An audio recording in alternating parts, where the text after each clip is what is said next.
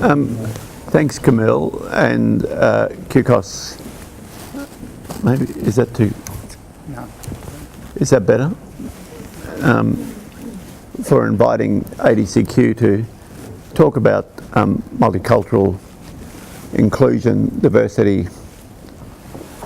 We've just come from the launch of the Queensland Multicultural Action Plan, which I'm sure you're all aware of, and the legislation was passed probably 12 months ago. So forgive me if I repeat some stuff that around statistics that you may have heard, but sometimes I think hearing things a few times is helpful. So why should your organisation be inclusive and accessible? Well, nearly 1 in 4 Australians is an immigrant from a non-English speaking background or the child of an immigrant from a non-English speaking background. And also there are people from speaking English backgrounds but different nations, and that also constitute being a migrant. So as we know, Australia is really a very diverse culture, and of course I was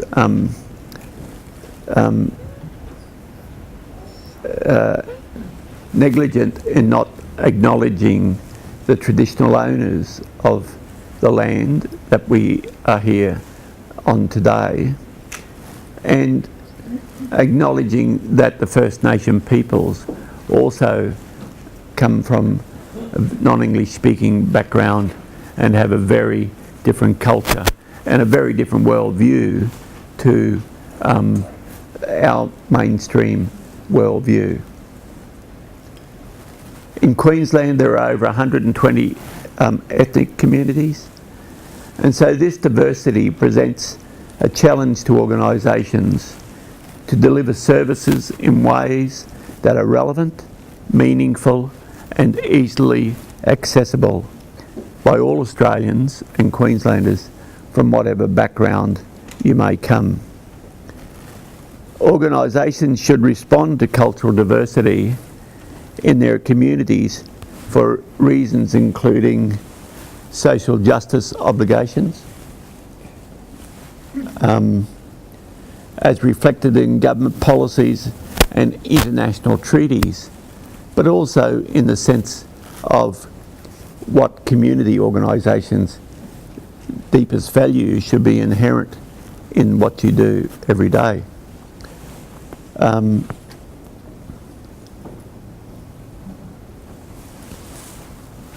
as I said, there's increasingly, rapidly increasing numbers of people from different cultures and linguistic backgrounds.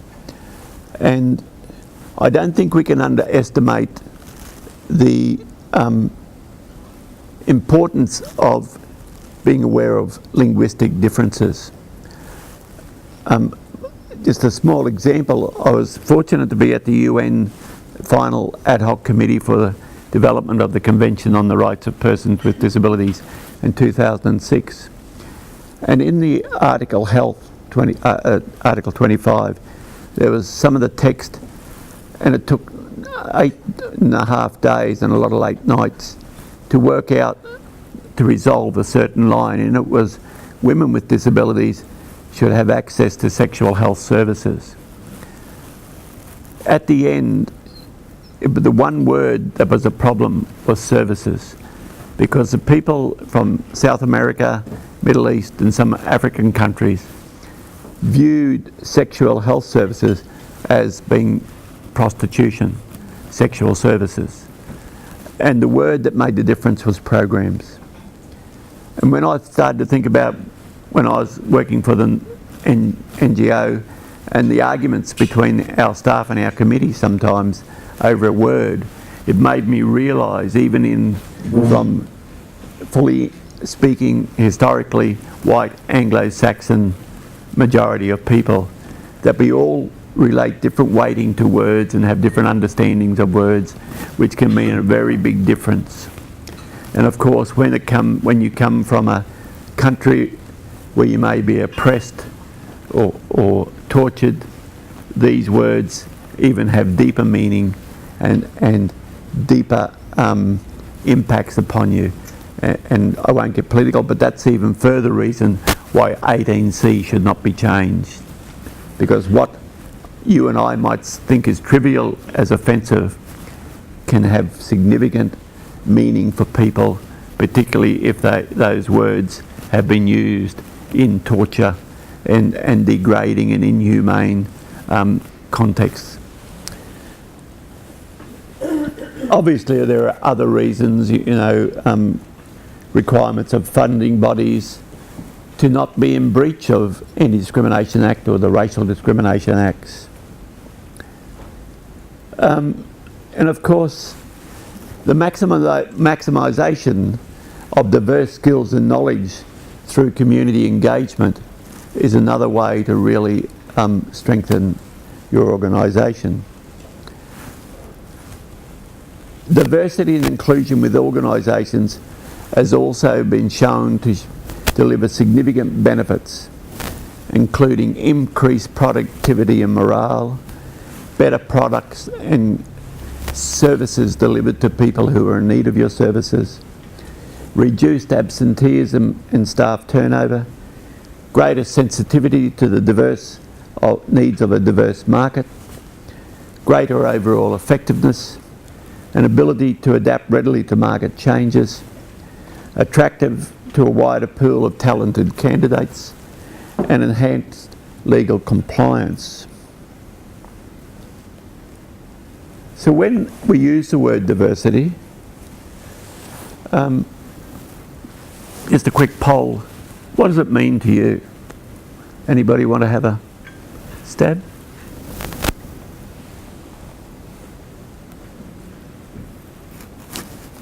That's okay, you don't want to be put on the spot. I like throwing hand grenades. Because for me, the focus on diversity has been opening workforce doors to creating a diverse workforce. That conversation has been ongoing for decades. And usually it's based in gender balance. Predominantly, it's based in gender balance. And I'm not saying that's the wrong thing, but it's been limited to that paradigm.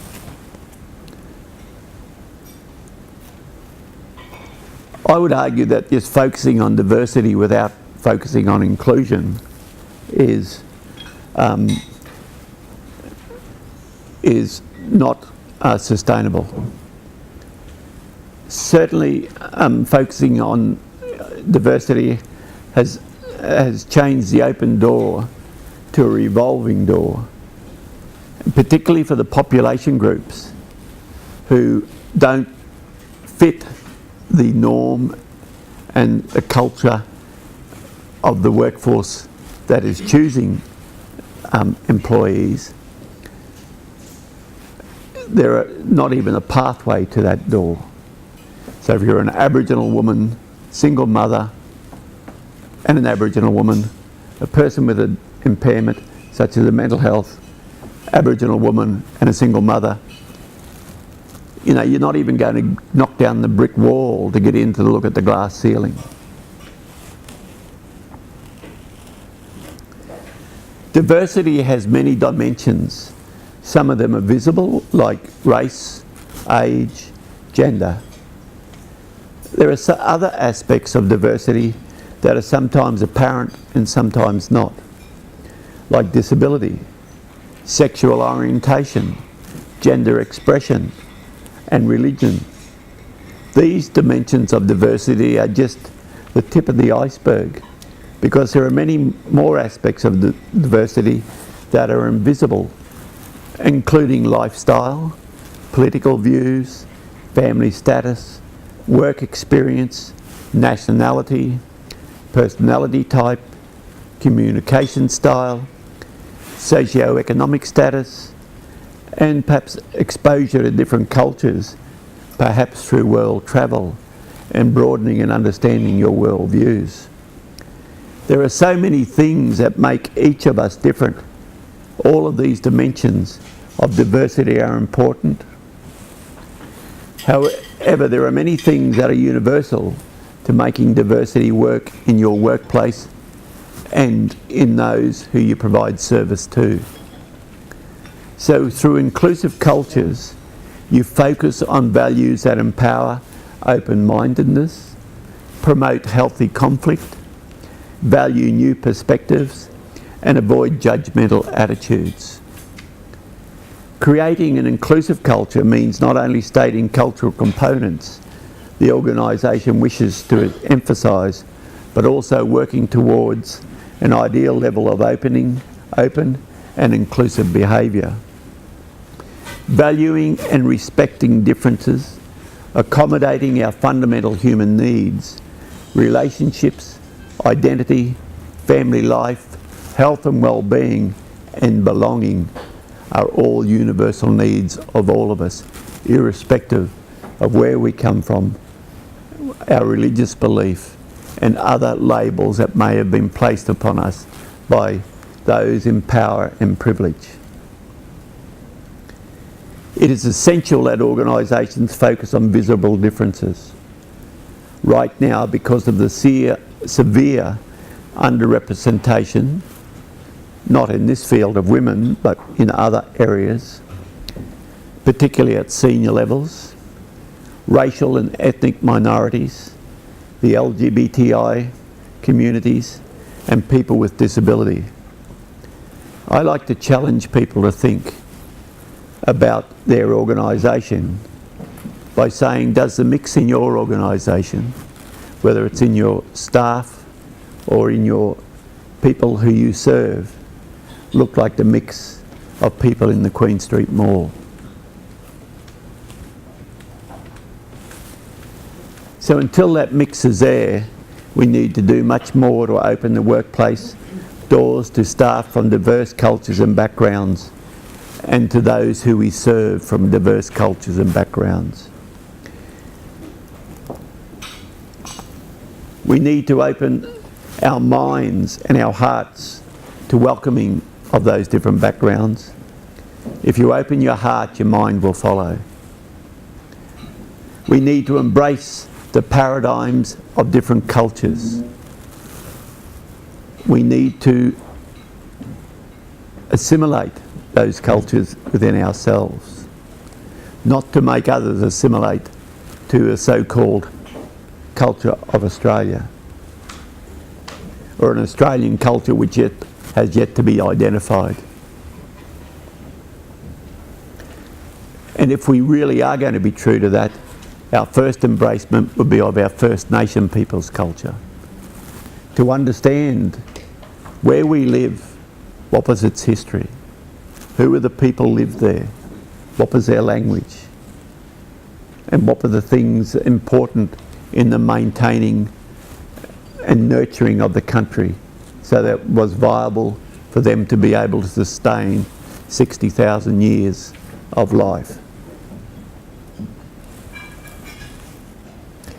A culture of inclusiveness is essential to successfully recruit, retain and advance a diverse workforce, and that is equally recruit, retain and advance your services to those who you need to serve.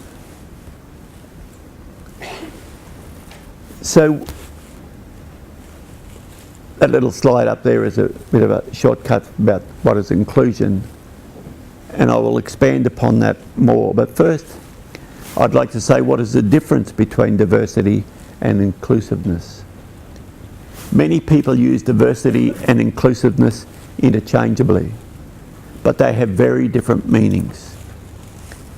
Diversity describes compositional diversity, the number of people from different backgrounds and social identities in your workforce and those who you serve. Inclusiveness is the active, intentional and ongoing engagement with diversity in your organisation and in your community and with those people who you serve. Inclusive organisations value the perspectives and contributions of all people, whether it's the receptionist or the CEO. And I'll talk a bit more about strengths-based later. But you need to incorporate the viewpoints of diverse communities in all aspects of the organisation.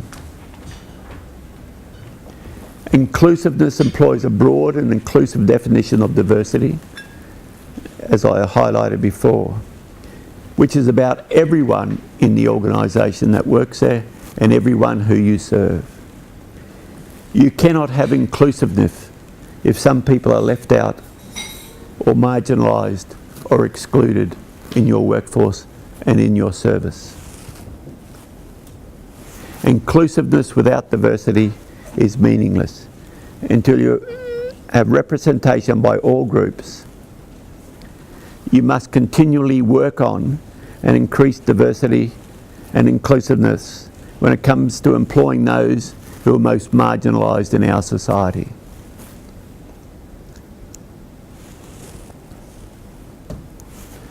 So, back to the difference. Diversity is about your workforce and those who you serve. Inclusiveness is about your workplace and your service.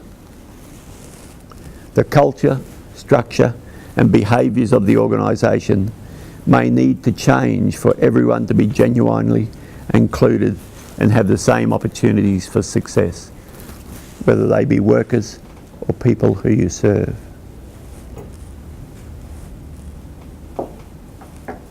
Another way to think about the difference between diversity and inclusiveness is diversity is about counting people, inclusiveness is about making people count.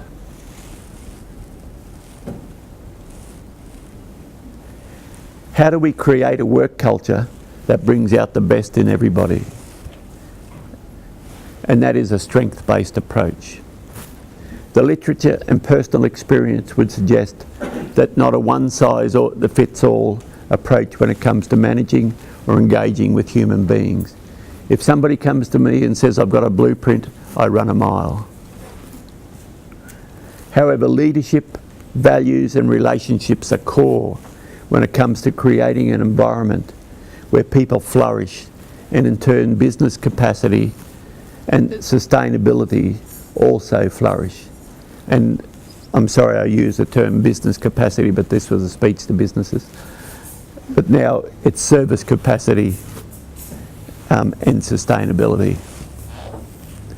Because in this new brave world with the NDIS and the aged care reforms that are coming, businesses are coming. In life we often feel fault or weaknesses in individuals. This is because we are conditioned to do so. This is particularly true when it comes to generalisations about gender, race, cultures, impairments, etc. Our traditional teaching and professional development approaches have concentrated on the deficit models. A deficit model locates a problem within the person and ignores A, that person's strengths, and B, fails to identify and define the issues that lay at the heart of the problem that needs to be confronted. For example, operating from a deficit model, one would conclude it was my fault that I couldn't enter a building with steps. Therefore, society is relieved of any obligation to make buildings accessible. And that was the story until we had the Anti-Discrimination Act. So what is meant by a strengths-based approach? There are many iterations of the definition. However, the following definition should serve as a good starting point. Strength-based approach is based on the identification and development of the strength of an individual, the organisation, the community and the systems that you work in. Strength-based approach starts with identifying what is working, where you are strong, successful and passionate. A strength-based approach operates on the assumption that all people have strengths and resources for their own empowerment. In a strength-based approach, you focus on the individual and their strengths and abilities. not their weaknesses and deficits. Strengths-based methodologies do not ignore problems, but shift the frame of reference to define the issues. By focusing on what is working well, informed successful strategies support the adaptive growth of organisations and individuals. Some key elements of a strengths-based approach: as I said, all people have strengths and capabilities.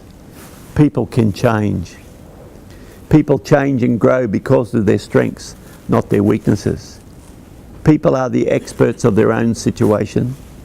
The problem is the problem. The person is not the problem. When people recognise their strengths, they can learn and grow.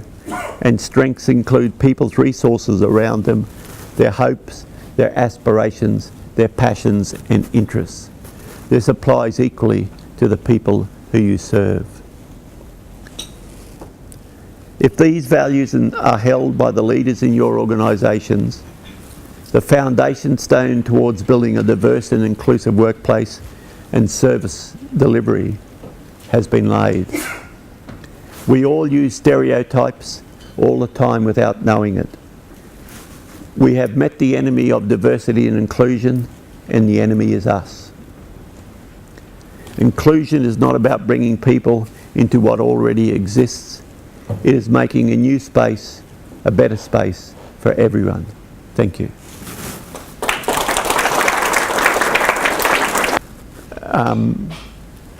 And so we did build up stereotypes because it was about survival.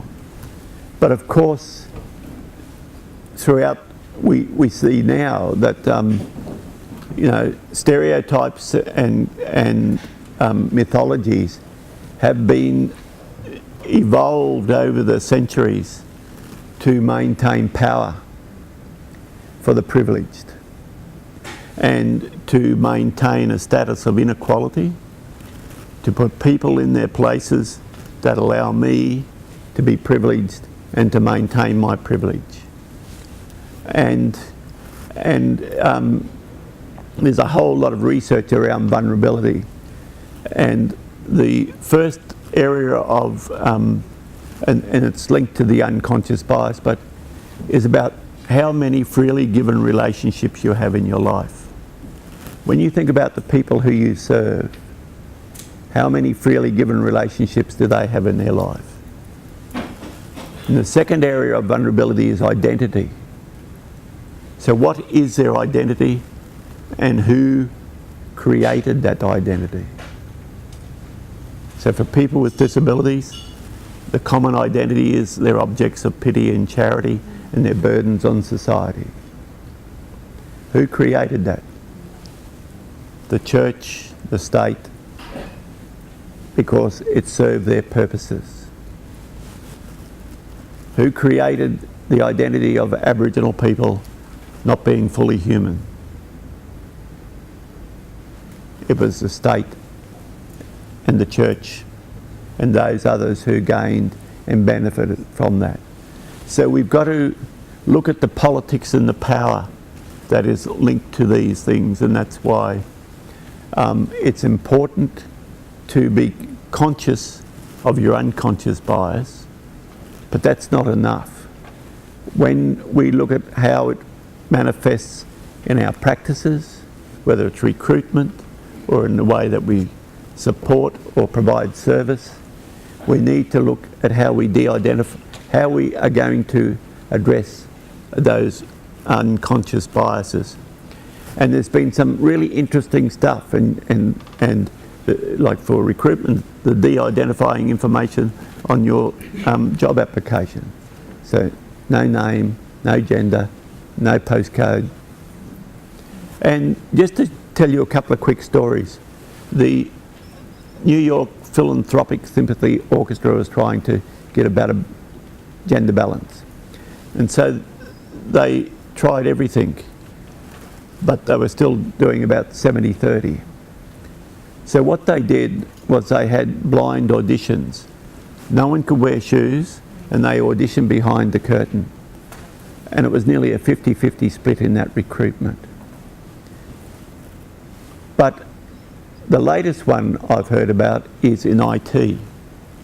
And we know there's a IT is male dominated. What percentage of females do you think work in IT? Anybody? 5.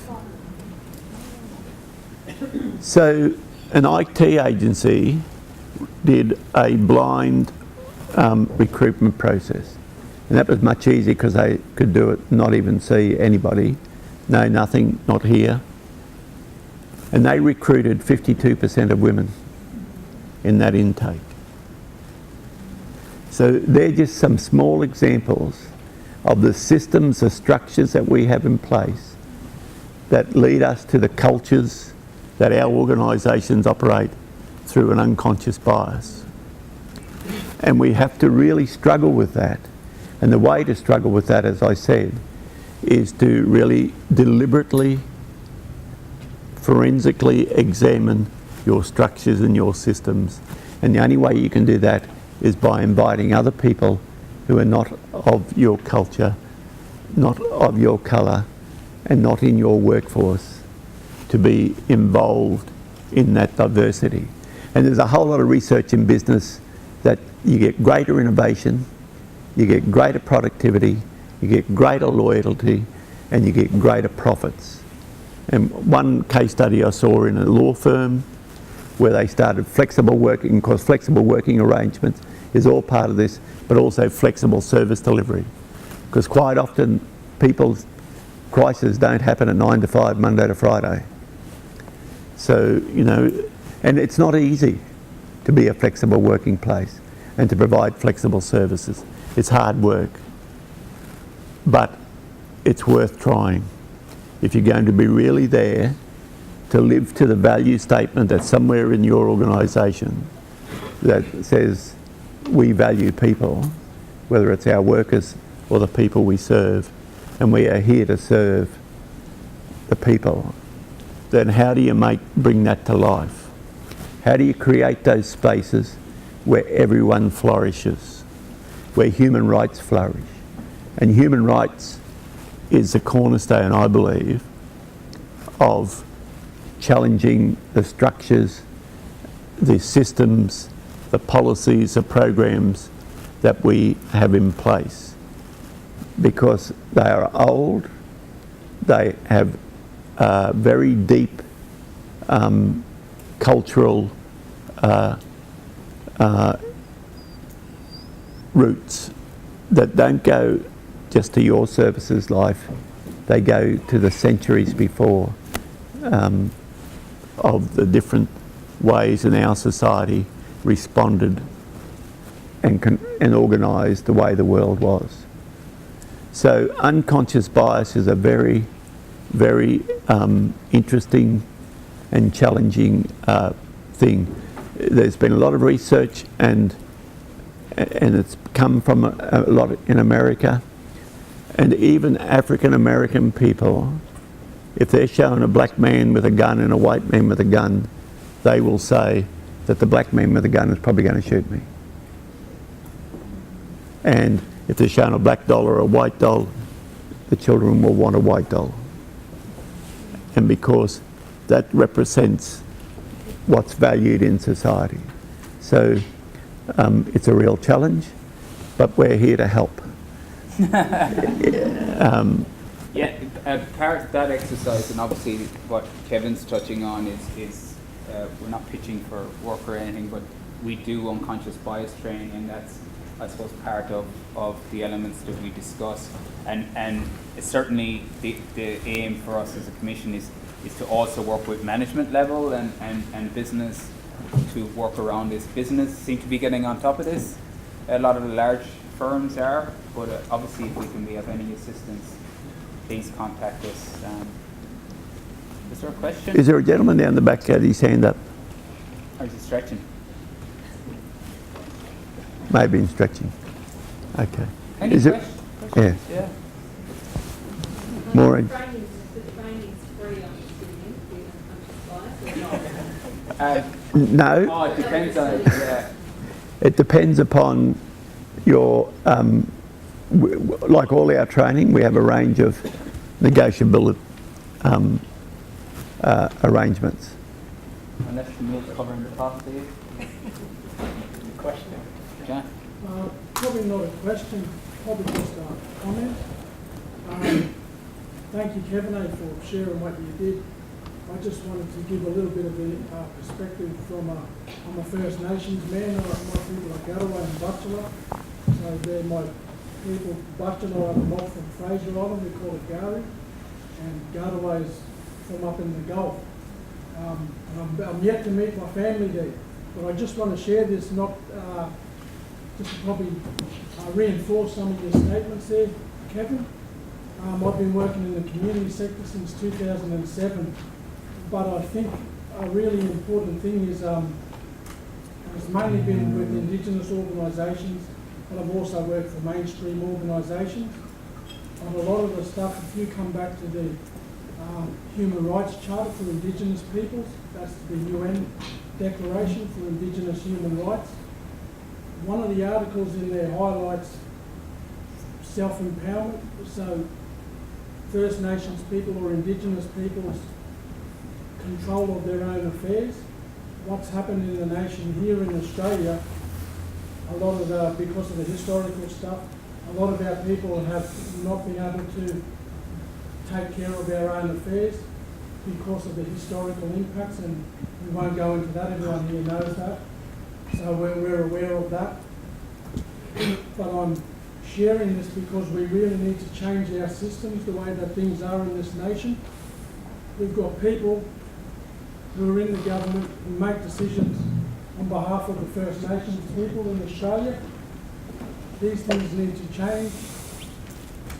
They need to place people in key areas in different organisations, and this is what it is. I'm just sharing this to share my perspective on it, but we need to change it. If they can't change it from the government, the way that we do it is from within our own organisations and encouraging the employment of First Nation staff to deal with. Every organisation can access, if they apply for it, big amounts of money for Indigenous funding. But a lot of the organisations don't hire they don't develop identified positions and stuff like that, and they don't do the right consultation with community and stuff like that. So if we can learn to just take in all of this information, and it's not about persecuting people, it's just about creating that discussion to say, can we have a look and can we reflect on the way that it is, and to acknowledge that the reason why the Closing the Gap isn't probably working, there's probably other reasons underlying. So there's a lot of other things, and a lot of the funding goes into positions, or goes into organisations, and it's not used for the right reasons. So organisations have things like reconciliation action plans and whatever, but a lot of them are just tokenistic documents that are there to create an avenue to get resources. And if we can just talk about that, have a think about that, and encourage the hiring of people either from whatever area, but you consult with the experts and the system, just look at the system, and if we can discuss that, implement it potentially, that'd be awesome. But just a bit of food for thought. Thank you. Anti-Discrimination Commission for the last 2 years, in November 10th to December 10th, has run a Human Rights Month. And in the first year we looked at 4 areas each week, and it was mainly within government, and we had about 100 champions, and it looked at sexual harassment, discrimination, inclusiveness and diversity. And this year we looked at that, but also mental health and flexible workplaces. And in March, as a result of this, and it was extended, and we partnered with MIFQ, but we had some law companies involved, etc., etc. And what it did was about create an opportunity for people to sit down and have conversations about those issues in their workplace.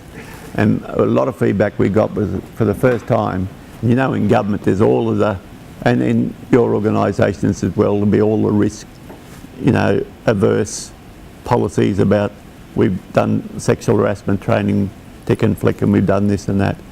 But for the first time, many people said it was the first time they could sit down and have a really difficult conversation about what was happening in their workplace. So as a result, in March 22nd, for 3 days, we're partnering with Marsden Family Centre and to run a 3-day workshop on, it's been called a few things, politely, but it's now participatory leadership training. So it's hosted conversations, world cafes, all of that.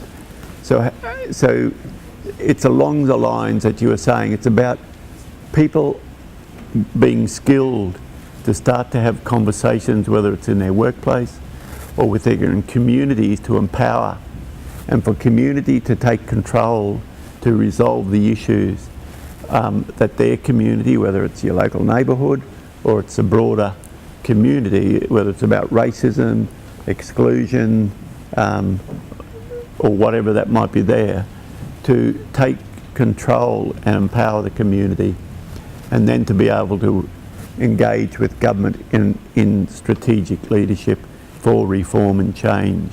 So yeah, that training is open to everybody. So we have everything from young teenagers who might still be in school to directors of government departments at a Queensland level and at council level.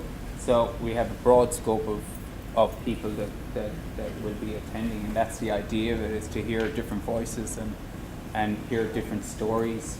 is it on your website in the register information? You can email me, and there's some sheets going around with the information floating around there, but you can email me and register, no problem at all.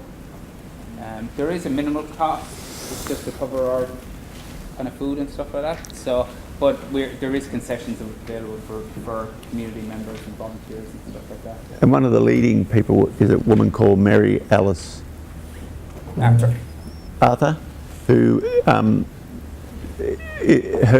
she does this stuff, but her strength is about stories, and so using story to change the world, and she's worked around the world with governments, with communities, and doing this sort of stuff, and so it's an opportunity if people are interested and can get support of their organisation or do it as individuals. Great. Yeah. Thanks. I would just like to thank you very much for the speech, Kevin, and it's really uplifting and it gave me a lot of hope. One thing that came across my mind as we were talking is like, that's really great speech, which is uplifting for people like myself and Anna, who felt that maybe they're not being listened to, who lost hope in the government. I'm not sure if there's any program for your office to run maybe a television program, maybe for 30 minutes, to give such a speech, because it really gives me a hope that there's change coming. And I think there's a lot of people out there who might have lost hope. Listening to you really made me think that there's a hope, there's a change coming. And if there are more people like me who could listen to you, whether being through video programming services, I think it's going to give them a lot of hope. Once there's a hope, there's a better way. Everyone's going to work hard to achieve what they need to achieve in life. So, Thank you very much, Richard. And if I could just add to that, our youth now are in a bit of a mess. I know I have a 16-year-old daughter who's very worried about the world. And it is crippling for these kids to see what is going on. And education is the key to every one of the problems that is going on at the moment. Educating these young kids, you know, to accept people better, to look at different ways. And that's what we need to be doing as well as everything else. We need to be looking at our schools and saying, what can we do in the schools downstream to make a difference upstream in our society? And I agree with what you said. It was a fantastic speech. Thank you. trouble if we get you on telly.